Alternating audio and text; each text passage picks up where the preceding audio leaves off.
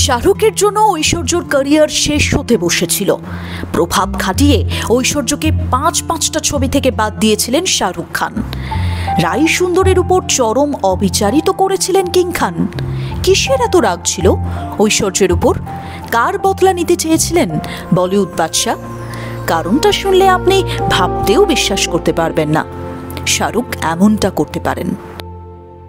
কোনো ফিল্মি ব্যাকগ্রাউন্ড তো ছিল না, সম্পূর্ণ নিজের পরিশ্রম আর প্রতিভার জোরেই পরিচিতি তৈরি করেছেন ঐশ্বর্য রাই।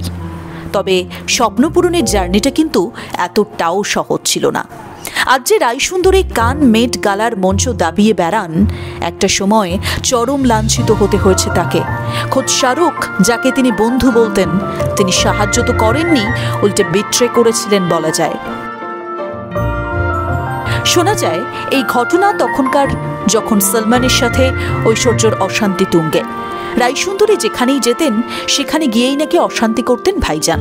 একইভাবে ঝামেলা শুরু করেছিলেন চলতে চলতে সেটে। শাহরুখের ক্যারিয়ারের অন্যতম বড় হিট ছবি চলতে চলতে, অনেকেই হয়তো জানেন না, তবে এই ছবিটা কিন্তু ঐশ্বর্যর করার কথা ছিল। বেশ কিছুদিন শুটিংও করেছিলেন তিনি, কিন্তু সলমানের সাথে বন্ধুত্ব বাঁচাতেই নাকি ঐশ্বর্যকে বাদ দিতে বলেন শাহরুখ। হঠাৎ করেই ঐশ্বর্য জানতে পারেন এই ছবিতে তাকে রিপ্লেস করা হয়েছে। না, সেদিন তাকে কোনো কারণ অবধি জানানো হয়নি। এছাড়াও বীর জারা ছবিতে রানী মুখার্জির চরিত্রটিও আসলে ঐশ্বর্যর করার কথা ছিল, কিন্তু ওই একই কারণে অভিনেত্রীকে বাদ পড়তে হয়। এ বিষয়ে একবার ঐশ্বর্যকে জিজ্ঞেস করা হলে তিনি জানিয়েছিলেন আজও তাকে এসবের কারণ বলা হয়নি। খারাপ লাগে, তবে তার কোনো আফসোস নেই। এমনকি এই নিয়ে তিনি কখনো কারোর কাছে প্রশ্নও করেননি, বরং যা হয়েছে তা মেনে নিয়ে নিজেকে নতুন করে গড়ে তুলেছিলেন। তবে শাহরুখের তার কৃতকর্মের জন্য আফসোস করেছিলেন।